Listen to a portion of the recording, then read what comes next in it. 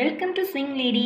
இன்னைக்கு நம்ம சேனல்ல கேரட் அல்வா எப்படி பண்றதுன்னு பார்க்கலாம். இந்த கேரட் அல்வா பண்றதுக்கு 2 கப் துருவன கேரட் எடுத்திருக்கேன், 1/2 கப் சர்க்கரை, 4 டேபிள் ஸ்பூன் நெய், 2 கப் பால், கிஸ்மிஸ், முந்திரி பருப்பு, ஏலக்காய் தூள். ஃபர்ஸ்ட் நம்ம ஒரு பாத்திரத்துல 2 டேபிள் ஸ்பூன் நெய் சேர்த்துக்கலாம்.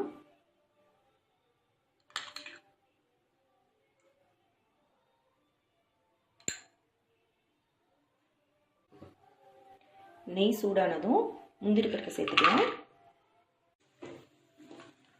முந்திரி பருப்பு கொஞ்சம் செவந்ததும் கிஸ்மிஸை சேர்த்துக்கோங்க. இப்போ இதை தனியாக எடுத்து வச்சிருங்க.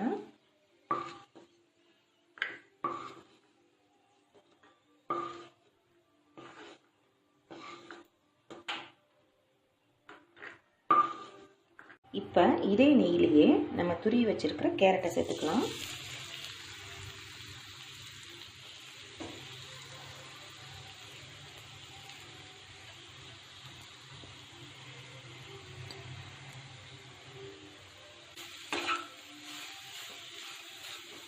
இப்போ இது ஒரு 4 நிமிஷம் வேகட்டும்.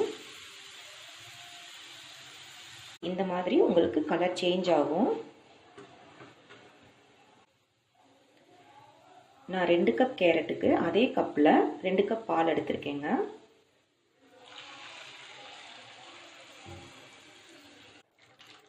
நம்ம பால் அதிகமாக சேர்க்கறதுனால அந்த பச்சை வாசனை இருக்காது. கேரட் அல்வாவுக்கு நல்ல டேஸ்ட்டும் கொடுக்கும். இப்போ இதை மிதமான சூட்டில் வேக விட்டுருங்க. நம்ம பால்லே செய்கிறதுனால அப்பப்போ கிளறி விட்டுக்கோங்க, இல்லைன்னா அடி பிடிச்சிரும். அப்புறம் கேரட்டோட டேஸ்ட்டே மாறிடும்.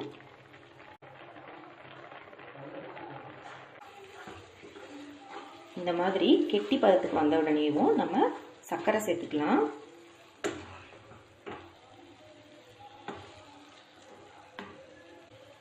நீங்கள் எந்த கப்பில் கேரட் எடுத்திருக்கீங்களோ அதே கப்பில் 1/4 கப் சர்க்கரை சேர்த்துக்கோங்க.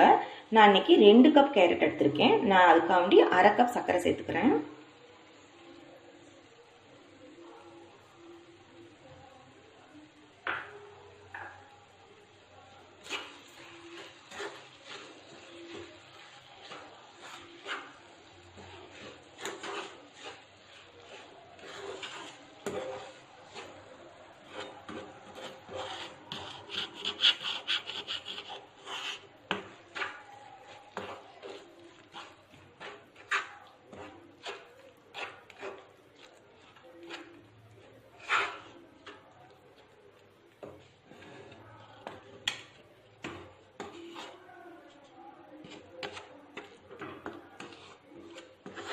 சர்க்கரை சேர்த்த உடனேயும் இந்த மாதிரி இலகி வரும்.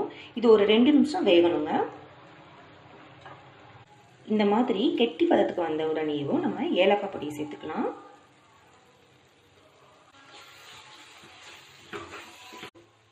ரெண்டு 3 ஏலக்காவை நம்ம மிக்சியில் போட்டால் அது அரைக்காது.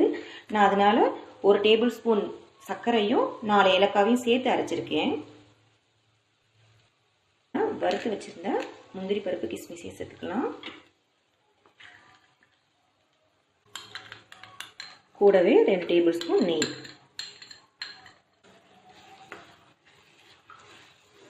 இதெல்லாம் நல்லா கலந்து விட்டுக்கோங்க. இது ஒரு 2 நிமிஷம் வேகட்டும்.